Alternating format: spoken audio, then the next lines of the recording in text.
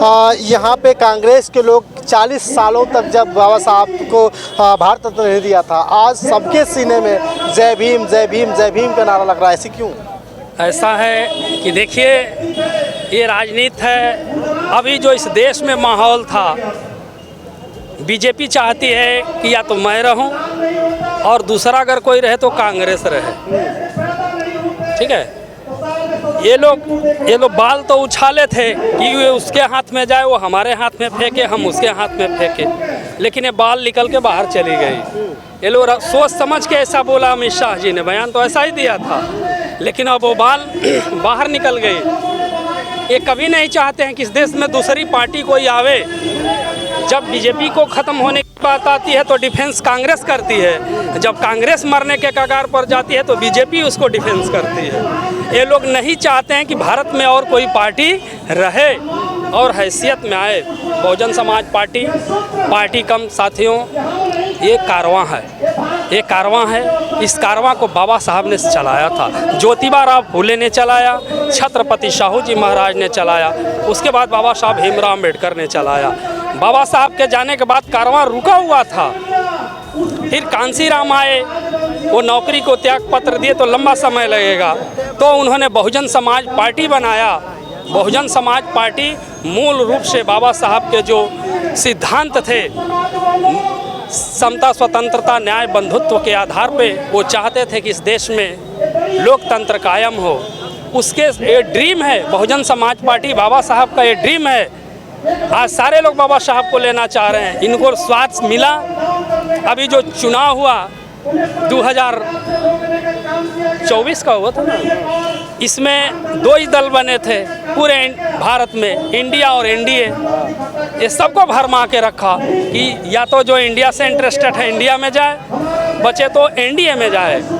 लेकिन कहीं ना कहीं लोगों के दिमाग में आया, लोगों ने जो है ये देखा कि ये भारतीय जनता पार्टी, इंडिया वाले कहते थे संविधान बदल देंगे, एनडीए वाले इस बात को कह के फंस गए थे कि हमने मंदिर बनवा दिया, हमने जो है 370 लगा दिया। तो ये जो मेरी भोली भाली जनता थी कहीं ना कहीं डर गई और इंडिया को समर्थन दिया।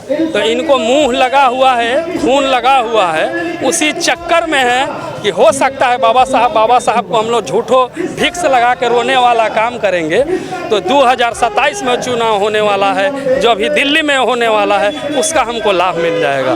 तो मात्र यही है। 2027 में चुनाव है। बहन कुमारी मायावती जी ने 2 साल पहले स्टैंड लिया और सबको सड़क पर उतार दिया, जबकि बहन कुमारी मायावती जी कहते हैं कि हम सड़क पर नहीं उतरेंगे, और आज स्थिति ये है कि सड़क पर उतरना पड़ रहा है। क्या लगता है कि बहन कुमारी मायावती जी अपने कार्यकर्ताओं का वोट बैंक मजबूत करने के लिए, अपने लोगों को वोट बैंक मजबूत करने के लिए काम कर रहे हैं? बहन जी जो है सर समाज को मजबूत करने के लिए जो है अब सड़कों पर उतरना शुरू कर दिया। आज उन्होंने पहली जो है सीढ़ी पर चढ़ना शुरू कर दिया है। अगर आज से बहन जी अगर इन सीढ़ियों पर चढ़ना शुरू कर दिया तो 2027 उनको जीतने में कोई देरी नहीं। आपसे जानना चाहते हैं सर कि क्या कहना चाहेंगे, ये समाज क्या माफ़ी मांगेंगे अमित शाह जी? अमित शाह माफ़ी मांगेंगे लगता है? मांग लेना चाहिए।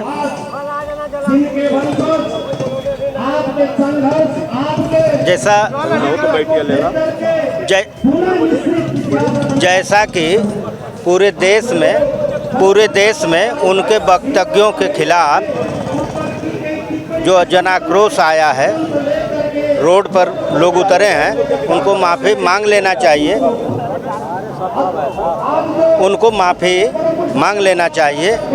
अगर नहीं मांगते हैं माफ़ी तो उनको माननीय प्रधानमंत्री जी को, जो उनके कैबिनेट के ये गृह मंत्री हैं, उनको पद से हटा करके कार्यमुक्त कर देना चाहिए जी उन्होंने, क्योंकि बाबा साहब का इन्होंने अपमान किया है। और माननीय प्रधानमंत्री जी जब देश से बाहर जाते हैं तो ये जो है वहाँ जाने के बाद गौतम बुद्धा और बाबा साहब की बात करते हैं, दलितों पिछड़ों में जाते हैं, आदिवासियों में जाते हैं तो बाबा साहब की बात करते हैं। इसलिए अमित शाह को, माननीय गृह मंत्री को माफ़ी मांग लेना चाहिए। अगर नहीं मांगते तो प्रधानमंत्री जी को जल्द से जल्द उनको कैबिनेट से बर्खास्त कर देना चाहिए।